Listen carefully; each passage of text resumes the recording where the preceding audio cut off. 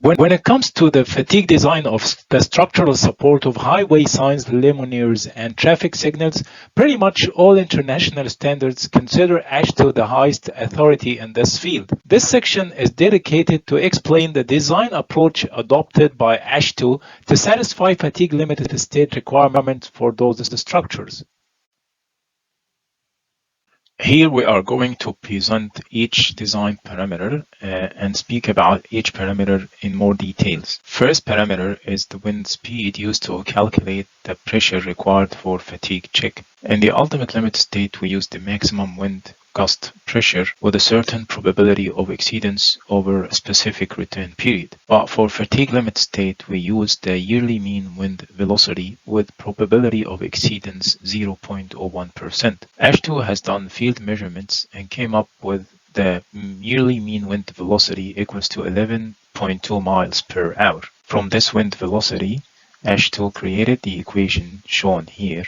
5.2 drag factor multiplied by fatigue importance factor, and this pressure value is based on the yearly mean wind speed equals to 11.2 miles per hour. However, the designer should check the site-specific wind speed related to the project that he is designing, because it might be different than 11.2 miles per hour. I came across a case that I needed to investigate what is the site-specific wind speed for the project that I'm designing. I went through the historical data of the Bureau of Meteorology and then ended up with yearly mean wind speed equals to 15 miles per hour. In that case, it is bigger than the AASHTO's wind speed. Then I have to scale up the pressure given by AASHTO in this equation by the ratio between the site-specific wind speed, which is 15 miles per hour, to 11.2 miles per hour squared. So the scale factor here is site-specific wind speed divided by the yearly mean wind speed of the AASHTO, which is 11.2 miles per hour, all squared. This scale factor should not be less than 1. In my case, I ended up having that the pressure that I should design for, and it is specific to the site of my project, equals to 1.8 the pressure given by AASHTO's equation, which is almost double. From here, we can see that you have to check the site-specific wind speed. It's very important, and do not take AASHTO's pressure at face value. The second parameter, design parameter, is the wind pressure. AASHTO has a load model that consists of 4 components. These components are applied on the sign support structure in 2 directions. If we have a site support structure, AASHTO study the wind pressure in 2 directions. First direction is along wind. Second direction is across wind. The 4 components of the load models are as follows. First component is the wind gust, and it is a long wind pressure. It is a wind pressure that is applied to the face of the sign and applied to the post support structure, to the supporting post. The pressure is applied transverse to the face of the sign. The second component is the vortex shedding, and it is applied across wind direction. It depends on the various mode shapes of the supporting post, and it is applied on the supporting post itself. The third load component is galloping, which again it is within the crosswind direction in the vertical direction, and it is applied as a face shear to the sign face itself. So it is parallel to the sign face, unlike the wind gust, which is transverse to the sign face. And it's obvious on the plan that galloping, in the elevation, that galloping is applied as a face shear, but wind gust is applied as a face pressure. The last component in AASHTO's load model is truck gust, and it is a partial wind pressure applied at the horizontal projection of the sign support structure. The value of the truck gust pressure varies according to the height of the horizontal support of the sign support structure. And full pressure is applied until a height equals to 6 meters, and then the pressure drops linearly from 6 until it reaches 0 at 10 meters. There is an equation that quantify the truck gust pressure based on truck speed equals to 65 miles per hour. Designer could in that case reduce or decrease or increase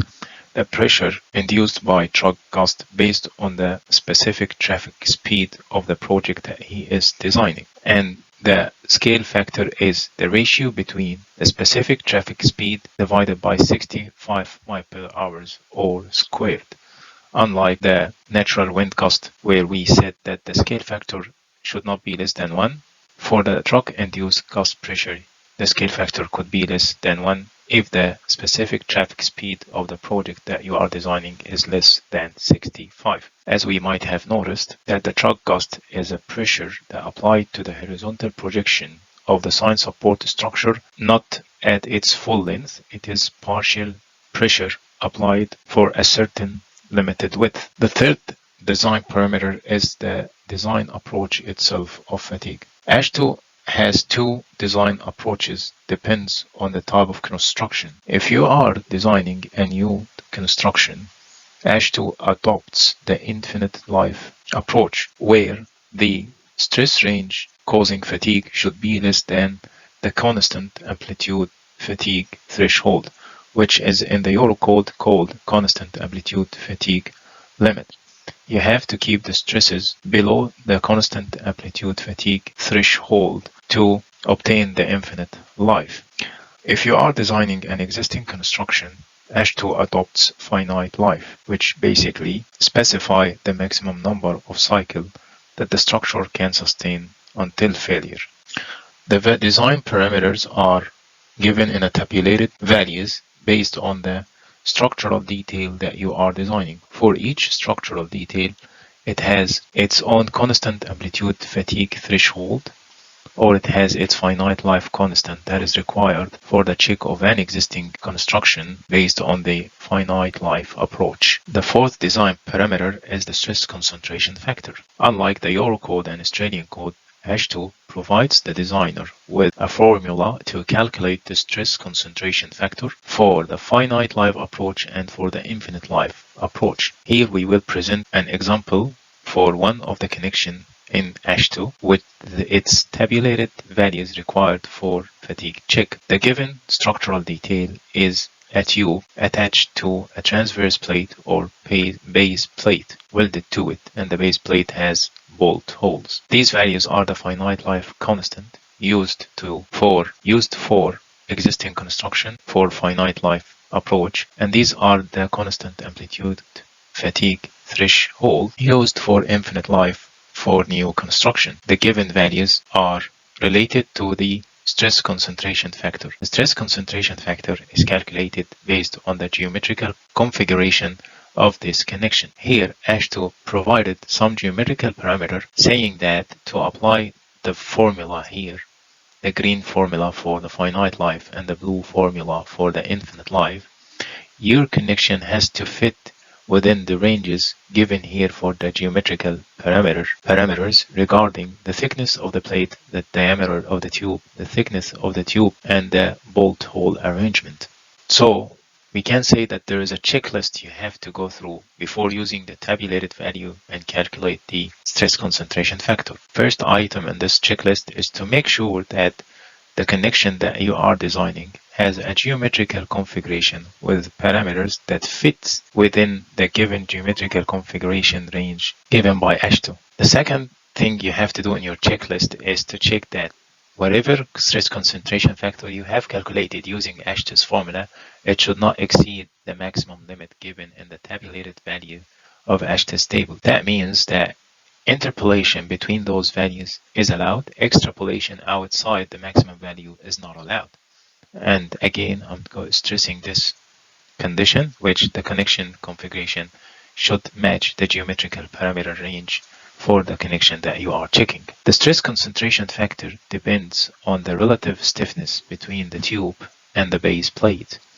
So when the base plate is rigid, stress concentration factor goes low and the allowable fatigue strength or the constant amplitude fatigue threshold goes high. And this is for rigid plate. If your plate is flexible, that means that the stress concentration factor goes high and the allowable fatigue strength becomes lesser. So it is beneficial to have rigid plates so you get low stress concentration factor and high fatigue threshold. Final design parameter is how we model the weld toes at hotspot. As we might have quickly noted in the previous sections of this series, that AASHTOO has very strict condition to model the weld toe, and it depends on the type of construction that you are designing. If you're designing a new construction, so you are using the finite life approach, and in that case, the finite element model used for modeling the weld toe and checking the stresses at hotspots will have different requirements than the model used for infinite life construction when you are checking new construction. There are common parameters though between the two approaches. Well, AASHTOO normally requires to model the nominal weld geometry using 20-node solid isoperimetric parameters with specific aspect ratio and maximum corner angle between 30 and 150 degrees. If you're designing existing construction and using finite life, there are additional requirements for modeling required the meshing, the size of mesh within the within the wall of the tube and within the weld itself. If you're designing for infinite life, so you have to model the weld notch itself, and the meshing becomes very fine, and the meshing becomes very fine, and it has more requirements regarding the notch effect of the weld toe and the radius of the notch and the way you model the notch in your finite element model. We'll conclude this section with a high-level comparison between the Euro code, Australian code, and American code, the AASHTOO, for the design parameter that we explained in the previous slide. You can go through those comparison items yourself. It's very high level and it's just meant to be there for information.